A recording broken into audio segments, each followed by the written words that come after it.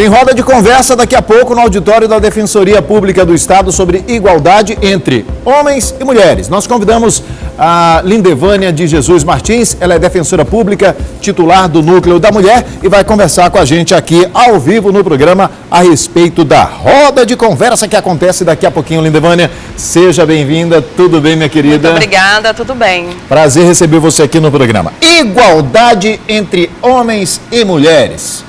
Esse termo está muito na modinha hoje, não está não? Está se falando muito nisso? Está se falando muito nisso e é importante falar, porque a gente tem uma situação flagrante de violência contra mulheres, né? E a base de tudo começa justamente porque a gente não tem igualdade, né? Então essa desigualdade faz com que as mulheres sejam vítimas preferenciais de vários tipos de violência, né? Então a roda que a gente vai ter logo mais na Defensoria Pública, né? Ela foi pensada por várias mulheres, então é um projeto, né? Um projeto bem amplo, né? Que possui várias mães e a ideia realmente é tratar sobre esse assunto, né? E sobre o aspecto laboral. A gente quer estabelecer, né?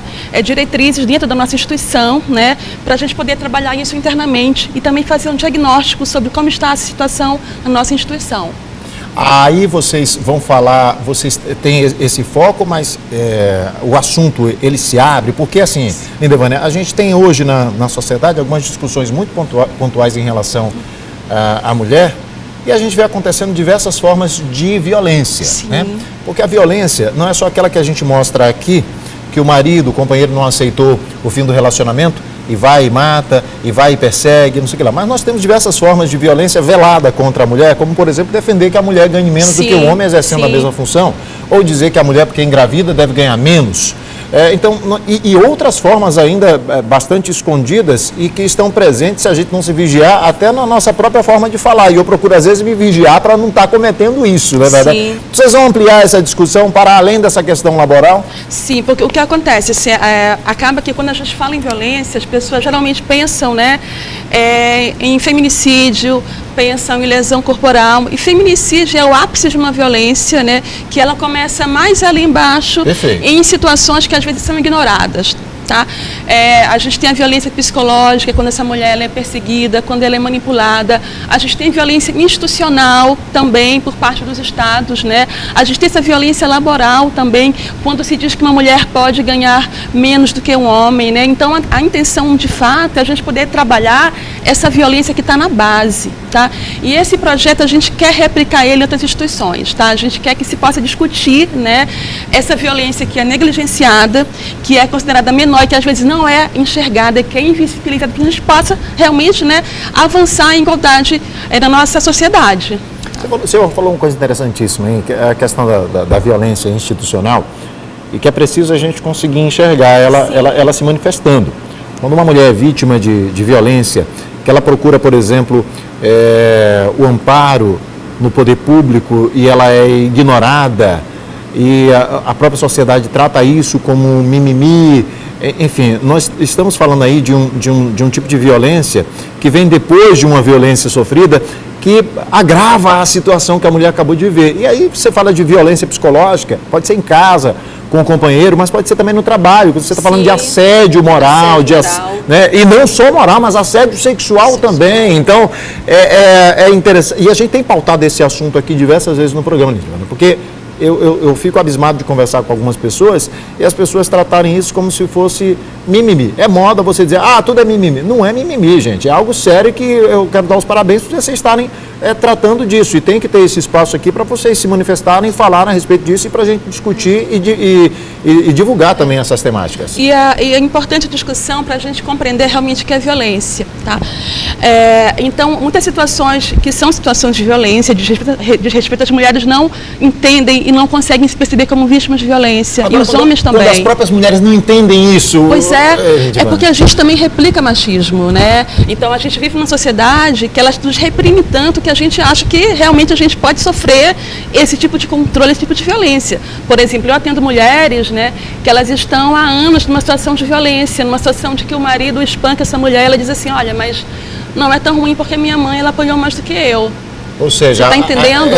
Sim. A própria mulher, ela se coloca nessa situação. E um outro ponto, queria que você comentasse, por exemplo, se tenta também colocar em situação pejorativa a atitude das mulheres que reagem. Por exemplo, a mulher é feminista, aí é feminista, é feia, o sovaco cabeludo, que é não sei o que lá, para tentar diminuir a luta dessas mulheres. Sim, e isso aqui é importante porque essa mulher que reage, uma mulher que não está sendo submissa, tá? Ela está rompendo com alguns padrões de comportamento. Então ela sofre todo um processo contra ela, né, de violência, porque ela está resistindo, né, a se submeter. É mais né? uma violência. É mais um tipo de violência. Ou seja, não tem nem o direito de dizer ai quando apanha, pelo amor de Deus. Não, é verdade, né? Então, por isso que é importante que a gente possa ter esse tipo de diálogo, até o teu programa também levar isso para as casas das mulheres que estão nos assistindo, também dos homens, né? Para que a gente possa, de fato, compreender que a situação é uma situação muito séria e que a gente não pode negligenciar, que a gente tem que oferecer apoio para essa mulher que teve a coragem de denunciar, ou para essa mulher que está em dúvida se vai ou não vai, a gente tem que apoiar para que ela possa sair desse ciclo de violência. Quem vai participar? Nós teremos hoje um professor chamado Alisson Pérez, tá? Que a tese dele é sobre masculinidades. Tá? Nossa roda de diálogo de hoje é a terceira, né, de uma série que irão acontecer. Já tivemos 2 anteriores, tá? Focadas exatamente na mulher, e hoje é para a gente tratar como é que o homem, né, pode se engajar nessa luta, né, e como é que ele pode reconhecer quando ele está sendo machista. Tá? Então, o professor Pérez vai falar exatamente sobre esse assunto daqui a pouco na Defensoria Pública. É exatamente o que eu comentei alguns minutos atrás. Existe uma geração que cresceu dentro desse ambiente, né, de achar que é normal, e a gente precisa quebrar, a minha geração precisa quebrar isso para que isso já não chegue no meu filho. Então é importante eu começar a tomar consciência e me vigiar para não replicar esse comportamento que veio do meu avô, que veio não sei que, né, dos meus antepassados, dos meus parentes mais antigos. Então, é legal o tema de colocar o homem para aprender a reconhecer isso. Sim, fazer essa reflexão. Certo? Compreender que a mulher tem direito à sua liberdade, né, e que ela não pode ser tolhida. Sabe, ela tem direito a expressar, a dizer não, por exemplo, né?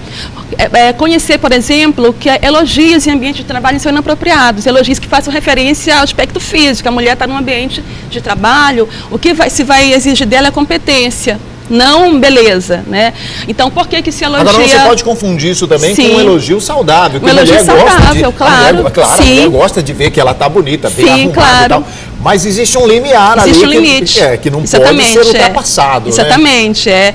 Então, é que a gente possa ser reconhecido pelas nossas competências, de fato, né? E não como objeto sexual. Então, isso é muito importante. Quer encerrar fazendo um convite aí? Fica na vontade, por favor. Então, eu quero convidar todo mundo para ir à Defensoria Pública hoje à tarde, para a gente poder conversar sobre igualdade de gênero, tá? Entre homens e mulheres, e também para que as pessoas também reflitam nas suas casas também. O que eu posso fazer no meu cotidiano, né, para a gente poder avançar em relação à igualdade de gênero, tá? Em relação aos meus filhos, em relação às minhas condutas, em relação às pessoas com as quais eu convivo. Então é isso. Ivana, obrigado, viu, querida? Obrigada, o espaço está sempre aberto para a gente discutir esse tema aqui. Tá bom? Obrigadão. Okay. Obrigada.